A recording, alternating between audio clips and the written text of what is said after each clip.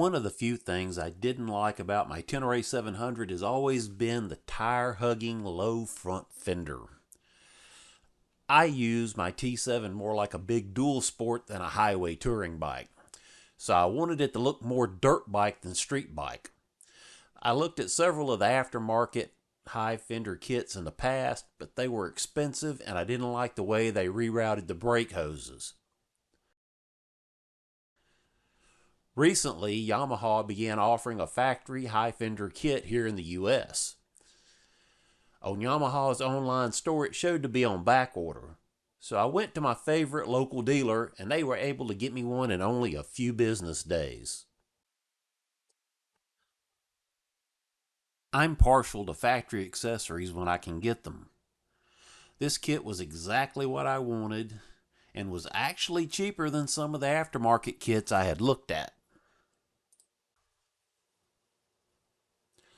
This kit is only 2 pieces, some bolts and washers, and then it reuses most of the factory hardware. This section replaces the lower fender.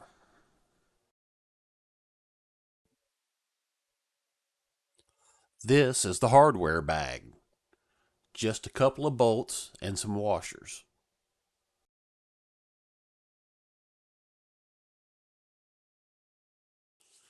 Then we have the new front high mount fender in Yamaha Racing Blue. And that's all there is to it. Just those few pieces.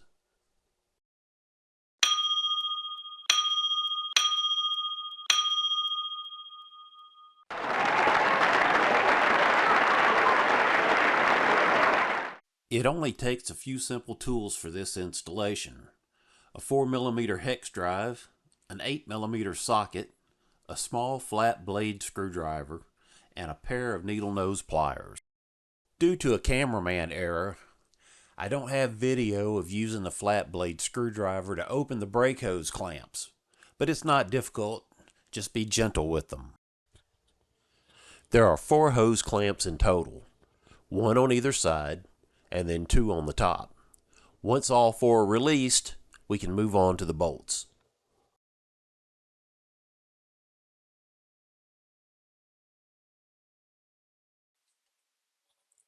There are 2 lower bolts, 1 on each side. They're the 4mm hex head bolts.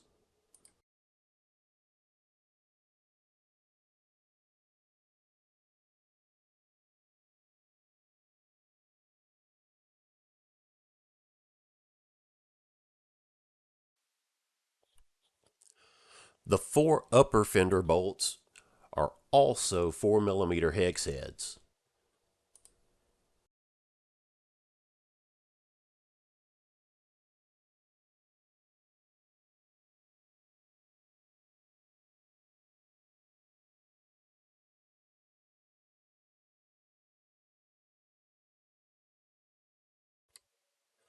Now we can remove the original fender.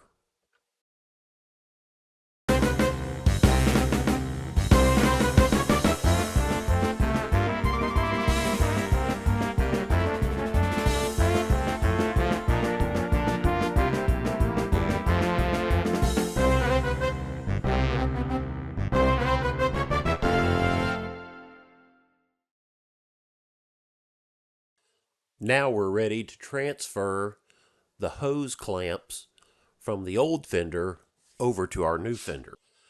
Using the needle nose pliers, gently squeeze the tabs holding the clamp on the inside of the fender and gently push them through the fender to the outside. Then transfer the retainer to the corresponding hole on the new lower fender. The retainers are different sizes, so I transferred them one at a time to make sure that I got them in the correct positions. The plastic tabs are small and fragile. It wouldn't take a lot of pressure to break them, so be gentle.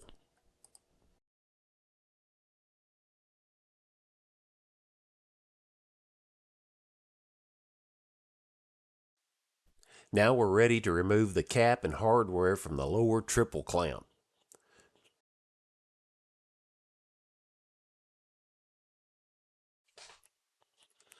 After removing the two 8mm bolts, the center clamp and the rubber plug come out easily by hand.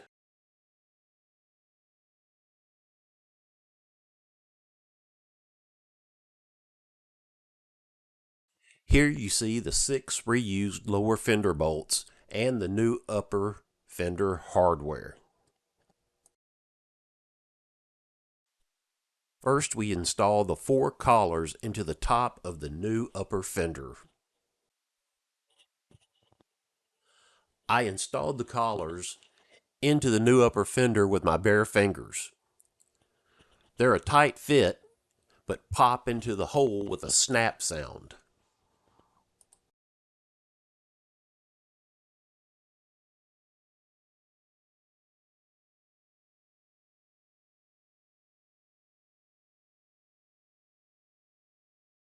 Although they already appeared to have some from the factory, the instructions suggested using blue thread locker on the new upper fender bolts, so I applied more.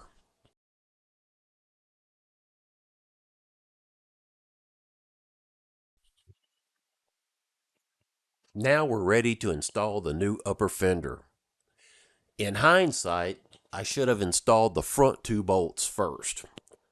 That would have freed up my hands while reinstalling the upper ring clamp.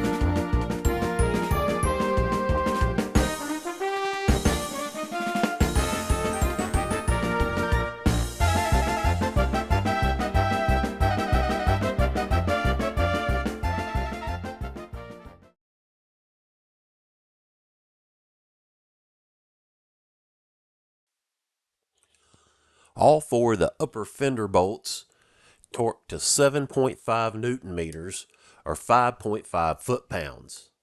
I didn't have a torque wrench that small, so in Arkansas terms, that's quarter-inch drive snug, but not too tight.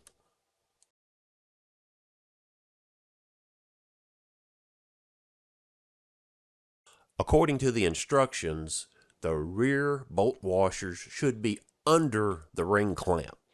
That added to the difficulty.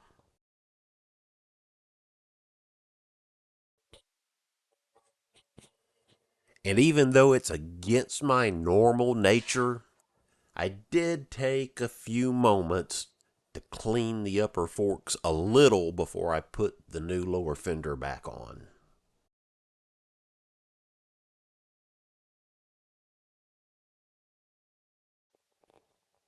Now slip the new lower fender into place.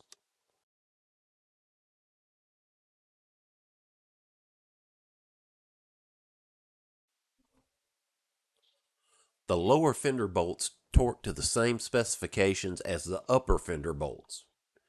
The lower bolts also have a slight height adjustment. It's only a few millimeters, but I set mine to the highest level.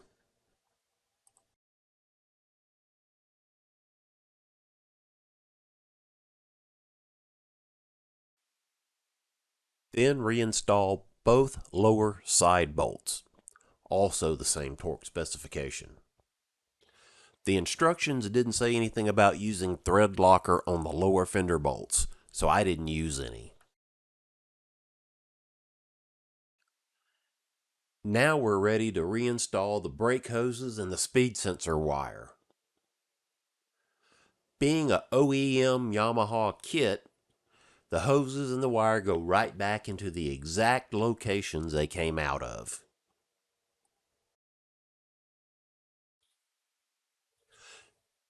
No tools required on these clamps. Once the hoses are in, they squeeze right back together by hand. And that's it. The install is complete. The upper and lower fender move right along with the triple tree, and in my opinion, it looks a whole lot better.